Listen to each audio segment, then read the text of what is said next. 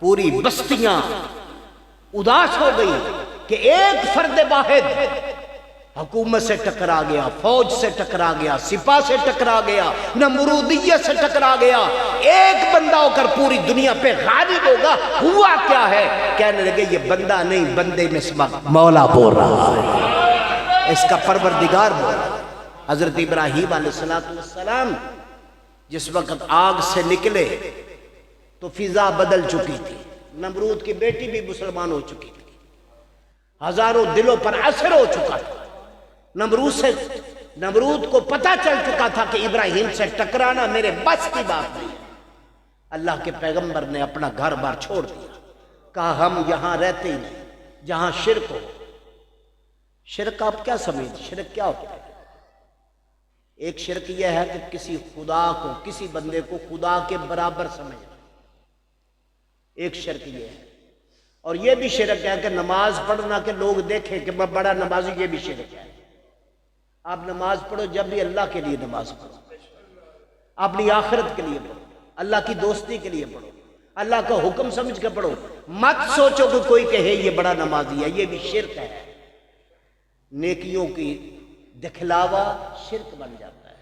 حضرت ابراہیم علیہ السلام آبادی کو چھوڑا، گھر کو چھوڑا، خاندان کو چھوڑا، ہم چلتے ہیں، چلے، حضرت سارہ ساتھ ہے، چلتے چلتے مصر کے بارڈر پر پہنچے۔ مصر کا بادشاہ بڑا ظالم تھا، بدبخت تھا، زانی تھا، شرابی تھا۔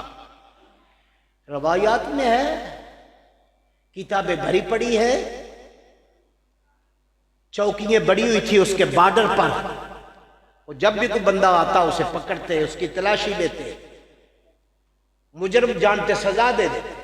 حضرت ابراہیم علیہ السلام کی زوجہ کو دیکھا، انتہائی خوبصورت، شکل و صورت میں بے مثال، بے مثل، چہرے پہ روحانیت، ایمان کا نور، اللہ کی محبت کا نور، چہرہ نور سے سجا ہوا۔ جب ان سپاہیوں نے دیکھا تو کہنے لگے آج بادشاہ خوش ہو جائے گا، بڑی خوبصورت عورت ہے، اس کو پیش کی جائے گی۔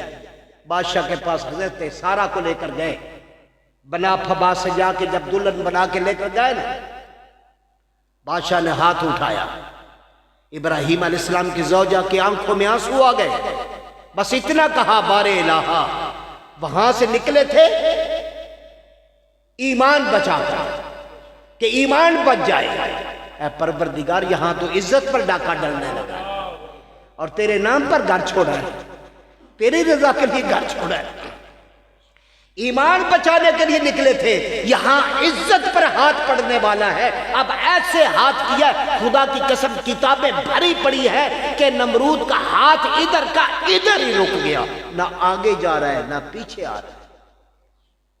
اتنا جلال تھا حضرت سارہ کے الفاظ میں، خدا نے فوراً پکڑ لیا، سمجھ گیا۔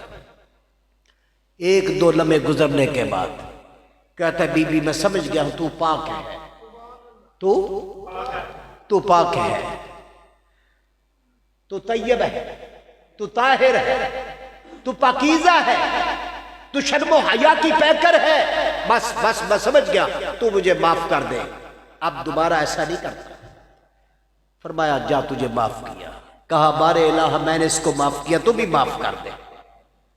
اب ہاتھ پیچھے کیا، شیطان نے غلبہ کیا، حضرت سارہ پاک کا حسن اتنا لاجواب تھا، پھر وہ اندھا ہو گیا، پھر بڑا، پھر ایسے تیسری مرتبہ جب اس نے حرکت کی، حضرت اماں سارہ کی آنکھوں میں آنسو، کہا اے بارے الہ کیسا یہ انسان ہے، بار بار غضب کو دعوت دے رہا ہے۔ بس تیسری چیخ ماری نہ، ہاتھ شد ہو گیا، بے جان ہو گیا، پھر رویا، کہا کہ اب معاف کر دے، مجھے قسم ہے میرے خداؤں کی تیرے قریب کوئی نہیں جا سکتا۔ حضرت سارہ کتنا کریمانہ خاندان ہے پیغمبر کا، جرم پہ جرم اور معاف پہ معاف کرتی جا رہی ہے۔ فرمایا جا معاف کیا۔ اب کیا ہوا؟ اب اس نے کہا کہ ایک تیرے جیسی میرے پاس اور بھی پاک ہے، وہ بھی پاک ہے، اس کی بھی شان ایسی ہے، اس کی طرف ہاتھ اٹھائے تو ہاتھ شد ہوتے ہیں، پاکیزگی اس کا طواف کرتی ہے، شرم و حیا اس کا زیور ہے، وہ میرے پاس ہے، تو بھی جا اور اس کو بھی ساتھ لے جا۔ اور اس کا نام کیا ہے؟ ہاجرہ۔